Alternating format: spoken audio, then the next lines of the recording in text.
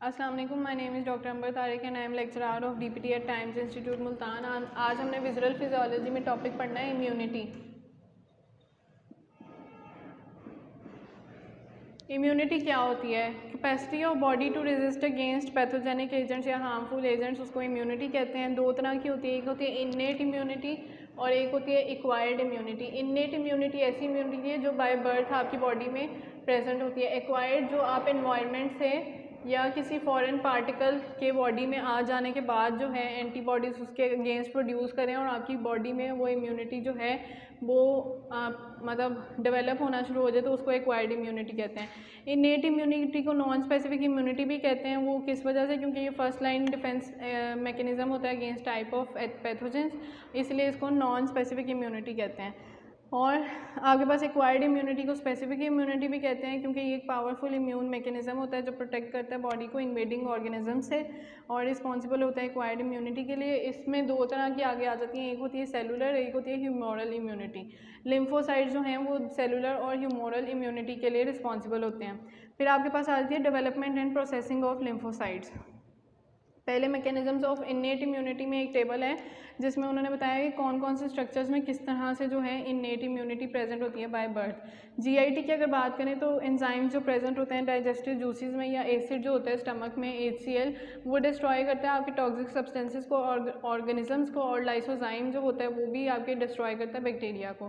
फिर respiratory system में defences और कैथेसिडिन्स होते हैं, ये प्रोटीन्स होते हैं जो एपिथेलियल सेल्स में प्रेजेंट होते हैं और ये डिस्ट्रॉय करते हैं आपके वायरसेस या बैक्टीरिया को। फिर यूरिनोजेनिटल सिस्टम में आपकी acidity in urine and vaginal fluid जो है वो बैक्टीरिया की डिस्ट्रक्शन में हेल्प करता है। स्किन में keratinised stratum corneum of epidermis, मतलब कि जो प्रोटीन जहाँ पे डिपॉजिट होता रहता है या प्रोटीन इन नेचर होती है लेयर उसकी, वो जो है केमिकल्स को जो है वो डिस्ट्रॉय करने में हेल्प करता है। फिर फेगोसाइट्स होते हैं बॉडी में, न्यूट्रोफिल्स, मोनोसाइट्स और मैक्रोफेजेस आ जाते हैं, और इंटरफेरॉन्स आते हैं। वो क्या करते हैं कि मल्टीप्लिकेशन ऑफ वायरसेस को इनहिबिट करते हैं और कैंसर सेल्स की प्रोलिफरेशन को ख़त्म करते हैं।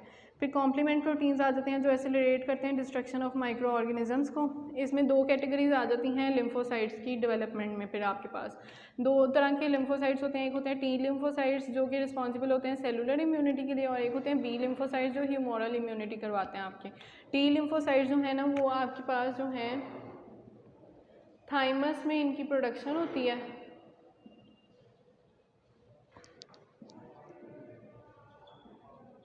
थाइमस में इनकी प्रोडक्शन होती है और ये क्या करते हैं कि ये between period just before birth और फ्यू मंथ्स आफ्टर बर्थ जो है इनकी प्रोडक्शन स्टार्ट होती है। ये थाइमस क्या होते हैं? ये एक थाइमोसिन हार्मोन सिक्रीट करते हैं जो इम्यूनिटी को प्रमोट करता है और एक्सेलरेट करता है आपकी प्रोलिफरेशन और activation of lymphocytes in thymus. उसके बाद टाइप्स इसकी कौन कौन सी होती हैं? इसमें आपके पास आ जाती हैं हेल्पर टी सेल्स जिसको CD4 सेल्स भी कहते हैं, CD4 सेल्स। दूसरी आपके पास आ जाती है साइटोटॉक्सिक टी सेल्स। तीसरी आपके पास आ जाती है सप्रेसर टी सेल्स। और चौथा आपके पास आ जाता है मेमोरी टी सेल्स।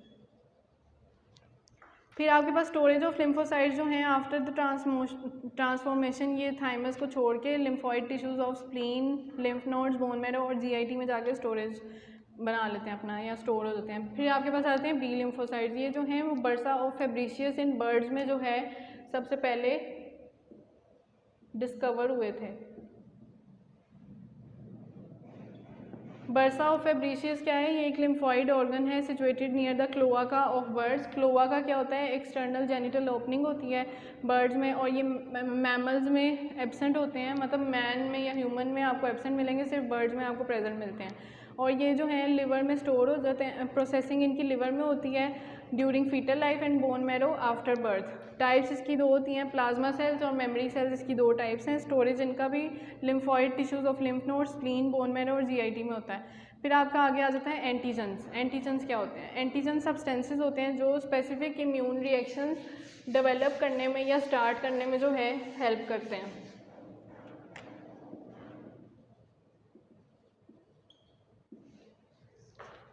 इसमें आपके पास दो तरह की टाइप्स आ जाती हैं, एक होते हैं ऑटो एंटीजन्स या सेल्फ एंटीजन्स, और एक होते हैं फॉरेन एंटीजन्स या नॉन सेल्फ। ऑटो एंटीजन्स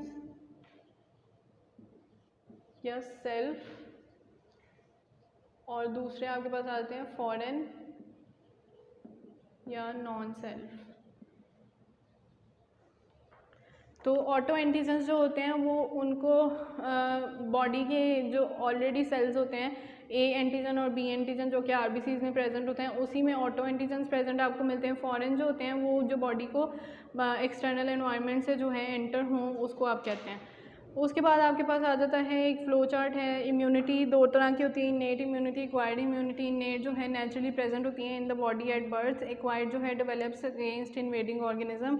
उससे क्या होता है कि एंटीजन प्रोड्यूस होंगे, destruction of invading organisms by antigen presenting cells, वो क्या करेंगे, रिलीज करेंगे एंटीजन को, और फिर presentation of antigen to T lymphocytes या टी सेल्स और बी लिम्फोसाइट्स। फिर टी जो है वो सेल मीडिएटेड इम्यूनिटी कराते हैं, बी जो है वो आपके पास ह्यूमोरल इम्यूनिटी करवाते हैं। सेल मीडिएटेड इम्यूनिटी क्या करती है, टी हेल्पर सेल्स को एक्टिवेट करती है, उससे साइटोटॉक्सिक टी सेल्स एक्टिवेट होते हैं और डिस्ट्रक्शन हो जाती है फॉरेन इन्वेडिंग ऑर्गेनिज्म की बाय डायरेक्ट अटैक। और ह्यूमोरल इम्यूनिटी में बी सेल्स की एक्टिवेशन होती है, फिर फॉर्मेशन होती है प्लाज्मा सेल्स की जो टाइप है बी सेल्स की, उसके बाद प्रोडक्शन ऑफ एंटीबॉडीज़ और डिस्ट्रक्शन। फिर आपके पास नॉन सेल्फ एंटीजन्स जो हैं वो आपके दो टाइप्स डिफरेंट टाइप्स के होते हैं। सबसे पहले एक तरह के जो होते हैं वो रिसेप्टर्स प्रेजेंट होते हैं on the cell membrane of microbial organism such as bacteria, viruses and fungi. दूसरे आपके हैं टॉक्सिन्स फ्रॉम माइक्रोबियल ऑर्गेनिज्म, जो माइक्रोबियल ऑर्गेनिजम्स या एजेंट्स जो हैं बॉडी में एक्सटर्नल एनवायरनमेंट से एंटर होंगे, उसी से कुछ केमिकल टॉक्सिन्स जो हैं वो रिलीज़ होंगे, जो आपकी जिसमें ये आपके पास नॉन सेल्फ एंटीजन्स प्रेजेंट होते हैं।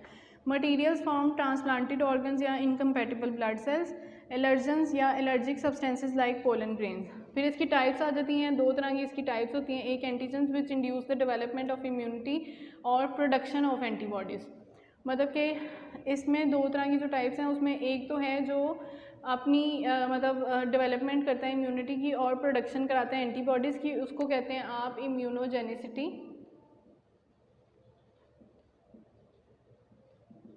दूसरी टाइप आपके पास आ जाती है allergens which react with specific antibodies and produce allergic reactions, तो उसको आप कहते हैं एलर्जिक रिएक्टिविटी। फिर आपके पास केमिकल नेचर ऑफ एंटीजन्स आ जाती है, ये कॉन्जुगेटेड प्रोटीन्स होते हैं लाइपोप्रोटीन्स की तरह, ग्लाइकोप्रोटीन्स और न्यूक्लियोप्रोटीन्स की तरह। फिर development of cell mediated immunity अगर हम बात करें तो उसमें इसको सेलुलर इम्यूनिटी भी कहते हैं या टी सेल इम्यूनिटी भी कहते हैं। और ये किस तरह से डेवलप होती है,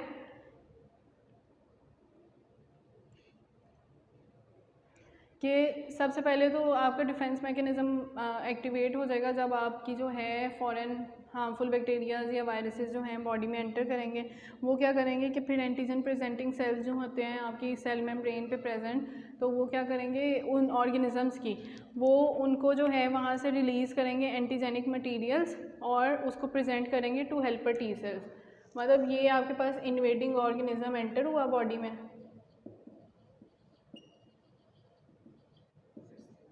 receptors on cell membrane of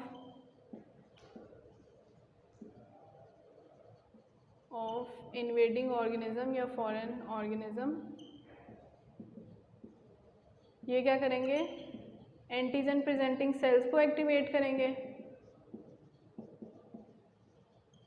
antigen presenting cells जो हैं वो एंटीजन मटेरियल रिलीज़ करेंगे और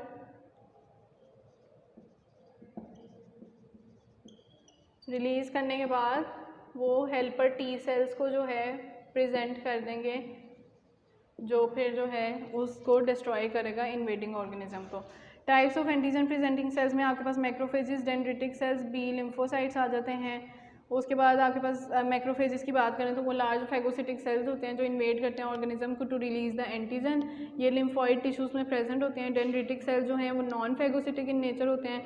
आपको कहाँ कहाँ मिल सकते हैं, स्प्लीन में मिल सकते हैं, फॉलिकुलर डेंड्रिटिक सेल्स इन लिम्फ नोड्स में मिल सकते हैं, और लैंगरहंस डेंड्रिटिक सेल्स इन स्किन, जो कि क्या करते हैं आपके ट्रैप कर लेते हैं ऑर्गेनिजम्स को जो आपकी कांटेक्ट विद स्किन, मतलब स्किन के सरफेस के साथ जो आ रहे होते हैं कांटेक्ट में।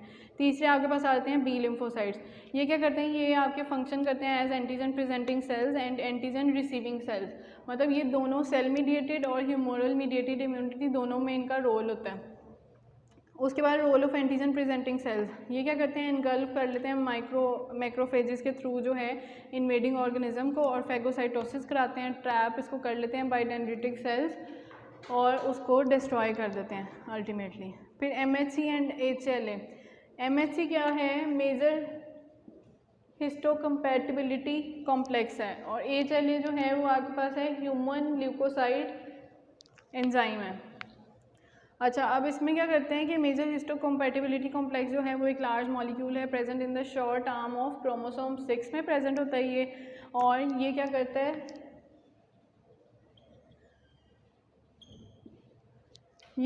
है, ये इम्यून सिस्टम में इन्वॉल्व होता है, और ये HLA जो है 200 जीन से बना होता है, उसको जो है स्मॉलर मॉलिक्यूल्स को कंबाइन करता है और एंटीजन प्रेजेंटिंग सेल्स की इनकोडिंग करता है on the cell surface.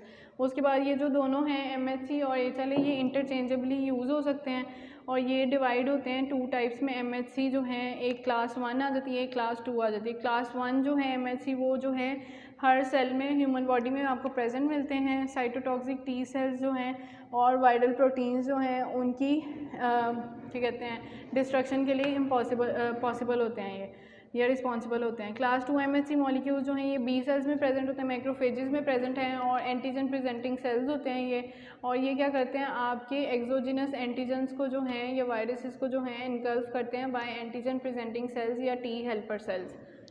Presentation of antigen, ये जो हैं क्या करेंगे, ये दोनों रोल प्ले करते हैं एंटीजन प्रेजेंटिंग सेल्स से हेल्पर T सेल्स तक, जब तक उसको प्रेजेंट नहीं कर देते रिलीज ऑफ एंटीजन मटेरियल, और हेल्पर T सेल्स तक जब वो चले नहीं जाते तब तक ये जो हैं एक्टिवेट रहेंगे। उसके बाद सीक्वेंस ऑफ इवेंट्स क्या होता है इसमें,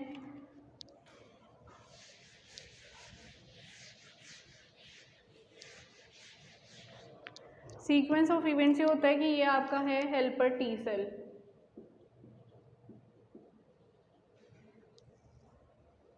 और इसके सरफेस पे आपके पास है रिसेप्टर या T सेल रिसेप्टर।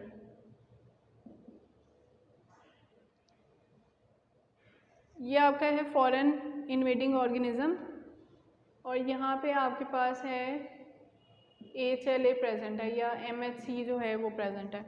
उसके बाद HLA जो है वो कॉम्बिनेशन में या अटैच होता है class 2 MHC major histocompatibility complex के साथ। ये आपका है एंटीजन प्रेजेंटिंग सेल,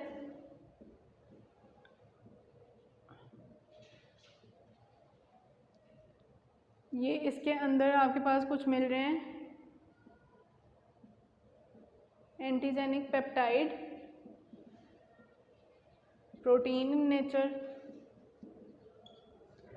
अब इसमें सीक्वेंस ऑफ इवेंट्स क्या होता है कि हेल्पर T सेल जो है ना वो रिकग्नाइज करेगा फॉरेन इन्वेडिंग ऑर्गेनिज्म को और अपने T सेल रिसेप्टर को बाइंड करेगा आपके रिसेप्टर प्रोटीन सेल के साथ, और ये HLA के साथ बाइंड करेगा, और उसके बाद क्या होगा कि मैक्रोफेजेस जो हैं वो एक्टिवेट होंगे। एंटीजन प्रेजेंटिंग सेल जो हैं वो इसके साथ जब अटैच हो जाएंगे तो वहाँ पे क्या होगा कि मैक्रोफेजेस एक्टिवेट होके रिलीज़ करेंगे आपके एंटीजन मटेरियल को। एंटीजन मटेरियल जब रिलीज़ होगा ये दोनों अल्टीमेटली एक्टिवेट हो जाएंगे, और जब तक हेल्पर T सेल्स एक्टिवेट नहीं होंगे to destroy the invading organism तब तक ये एक्टिवेट रहेंगे, फिर डिस्ट्रक्शन होगी और अल्टीमेटली ये सारा इन्वेडिंग ऑर्गेनिज्म जो है वो ब्रेक डाउन हो जाएगा। उसके बाद आपके पास आ जाता है role of helper T cells. ये दो तरह के होते हैं, एक होते हैं TH1 cells, helper T1 cells, और helper T2 cells. Role of helper T1 cells जो होते हैं वो सेलुलर इम्यूनिटी के साथ होते हैं लिंक्ड, और इसमें दो सब्सटेंसेस ये रिलीज़ करते हैं, एक होता है इंटरल्यूकिन 2 जो कि एक्टिवेट करता है आपके बाकी T सेल्स को, और एक होता है गैमा इंटरफेरोन जो आपकी फैगोसिटिक एक्टिविटी को प्रमोट करता है। फिर हेल्पर T2 सेल्स का क्या रोल होता है, ये क्या करते हैं ह्यूमोरल इम्यूनिटी के साथ जो है वो एसोसिएटेड होते हैं, और ये सिक्रीट करते हैं इंटरल्यूकिन 4 और इंटरल्यूकिन 5 जो आपके कंसर्न होते हैं with the activation of B cells, proliferation of plasma cells, production of antibodies. फिर role of cytotoxic T cells आ जाता है। ये ऐसे सेल्स होते हैं जो एक्टिवेट होते हैं by the help of helper T sales.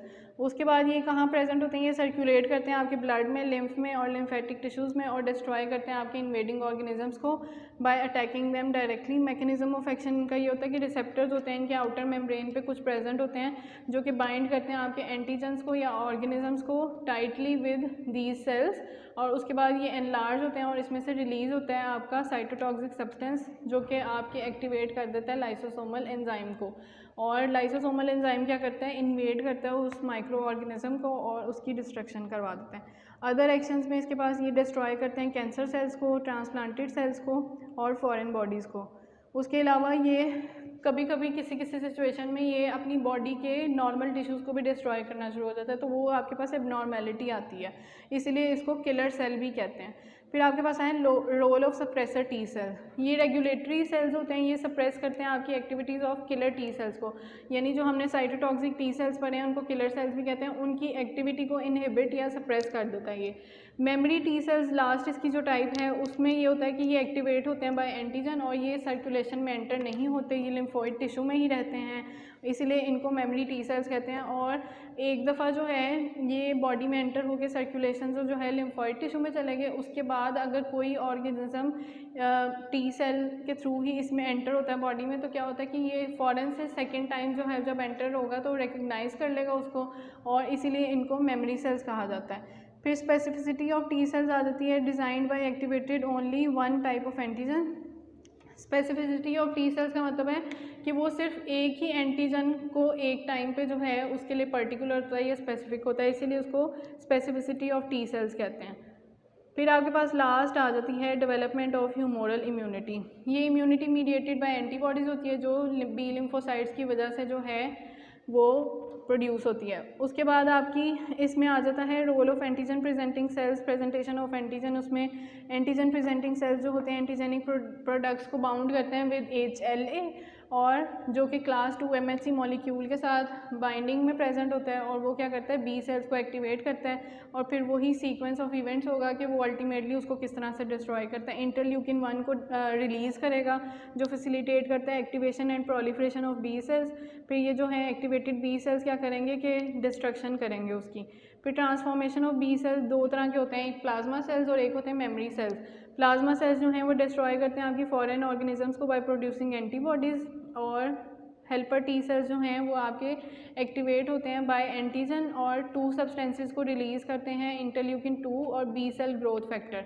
उसमें आपके पास आ जाते हैं ये क्या क्या करते हैं, activation of more number of B lymphocytes, proliferation of plasma cells and production of antibodies. अब हम नेक्स्ट लेक्चर में जो है एंटीबॉडीज़ को देखेंगे कि एंटीबॉडीज़ क्या हैं। आज हम लोगों ने पढ़ी थी बेसिकली इम्यूनिटी क्या है। इम्यूनिटी में आपके पास दो तरह की टाइप्स आ जाती हैं, इन्नेट इम्यूनिटी और एक्वायर्ड इम्यूनिटी। इन्नेट इम्यूनिटी ऐसी इम्यूनिटी है जो कि आपके पास बाय बर्थ प्रेजेंट हो नेचुरली, और एक्वायर्ड इम्यूनिटी जो एक्सटर्नल इन्वायरमेंट से आपकी बॉडी में एक्वायर हो जाए।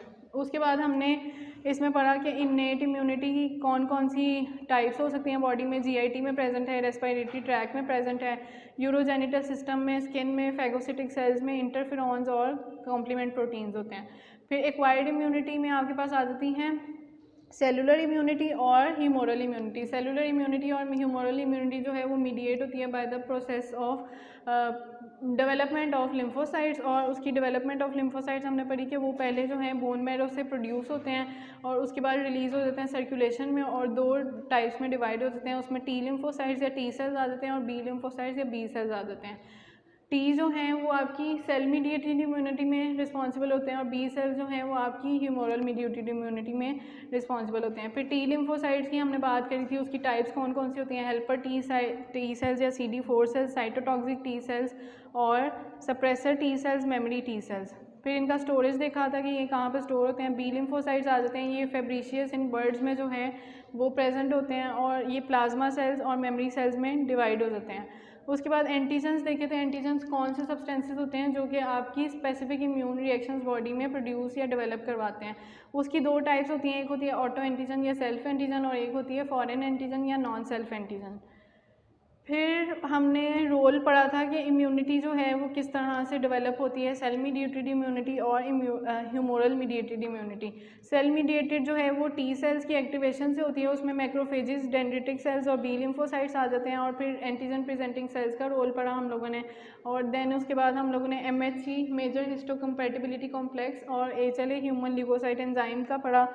देन हमने रोल उसका पढ़ा हेल्पर टी सेल्स का कि कहाँ कहाँ जो है वो इंपॉर्टेंट होता है। उसमें दो टाइप्स होती हैं, हेल्पर T1 सेल्स और हेल्पर T2 सेल्स।